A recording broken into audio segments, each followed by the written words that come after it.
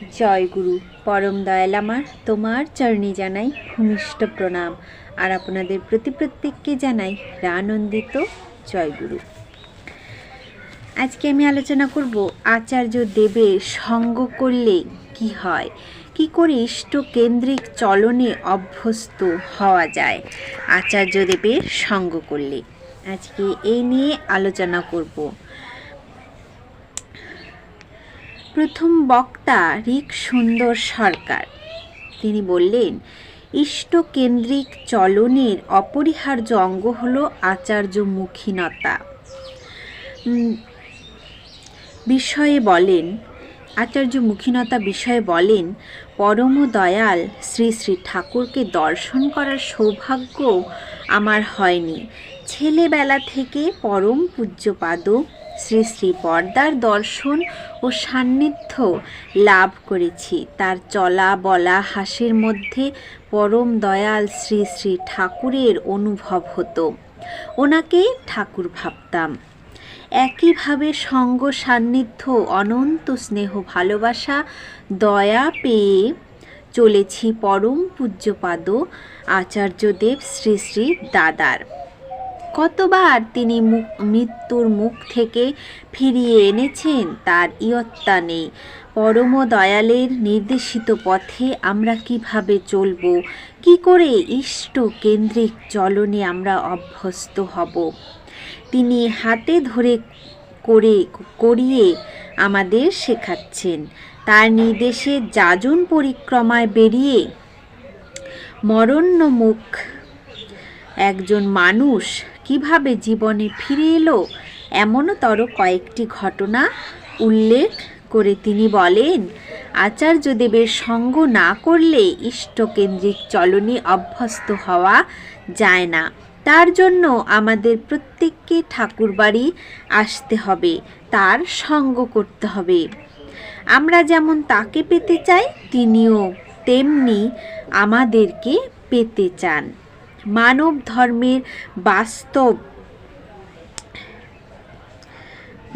ধর্মের বাস্তব রূপায়ণে ইষ্টকেন্দ্রিক জীবনে যাপনে সৎসঙ্গের ভাবধারা, এই বিষয়ে বক্তব্য রাখেন শ্রী রাজেশ খান্ডেওয়াল।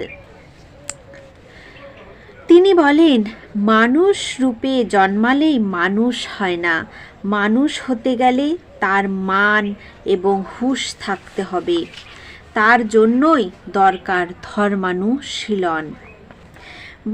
বাড়তে গেলে মানুষের দৈনন্দিন জীবনে যা যা লাগে সেই করণীয়গুলো নিষ্ঠা, আনুগত্য, কৃতিসম্বেগ নিয়ে পরিপালন করাই হলো মানব ধর্ম। বাস্তবভাবে এর রূপায়ণের জন্যই দরকার ইষ্টকেন্দ্রিক চলন। এই চলনে অভ্যস্ত হতে গেলে আদর্শ পুরুষকে কেন্দ্র করে তার আদেশ নির্দেশ প্রতিপালন করে এগিয়ে চলতে হবে। জীবন্ত আদর্শ ছাড়া ইষ্টকেন্দ্রিক জীবন যাপনে অভ্যস্ত হওয়া যায় না। যে যাকে অনুসরণ করে সে সেইভাবেই গড়ে ওঠে। তাই শ্রী শ্রী ঠাকুরও বলেছেন তাকে অনুসরণ করতে। আমরা যাকে অনুসরণ করব তার মতোই কিন্তু আমরা গড়ে উঠব। তাই শ্রী শ্রী ঠাকুর ইষ্টে কেন্দ্রায়িত হতে বললেন। জীবন্ত আদর্শ না থাকলে জীবনই ব্যর্থ।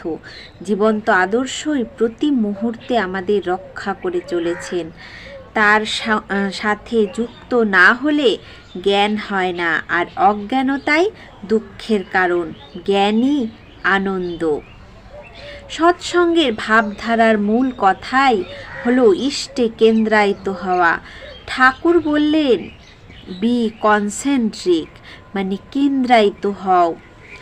আর তার জন্যই দরকার জীবন্ত আদর্শরূপী আচার্য পরম্পরার সার্থক অনুসরণ।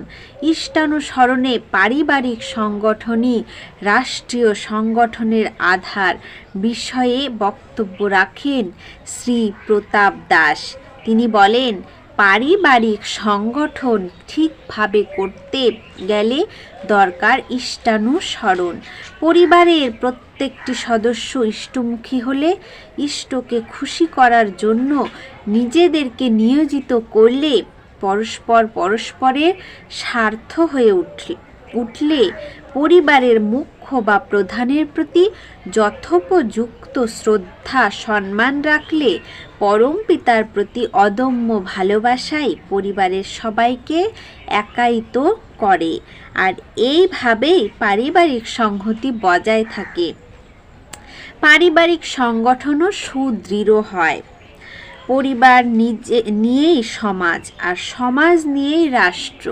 ইষ্টকে অনুসরণ করে যখন প্রত্যেকটি পরিবার আদর্শমুখী চলনায় অভ্যস্ত হবে, তখন তাদের দ্বারা গঠিত হবে সমাজ, আর এইভাবে ইষ্টকেন্দ্রিক সামাজিক মানুষই হয়ে উঠবে রাষ্ট্রীয় সংগঠনের উন্নত হাতিয়ার। তাই আমাদের বর্তমান আচার্যদেব শ্রী শ্রী দাদা আমাদের বলেছেন, তার মতো চলতে, তার সঙ্গ করতে। তার সঙ্গ যদি আমরা করে তার মতন হয়ে চলতে পারি, তাহলে কিন্তু আমরা রাষ্ট্রীয় সংগঠনের একজন কিন্তু হাতিয়ার হয়ে উঠব। আমাদের পরিবেশের প্রকৃতিটাই তখন আলাদা রকম হয়ে যাবে। আজকের আলোচনা প্রসঙ্গ এই পর্যন্তই। জয় গুরু।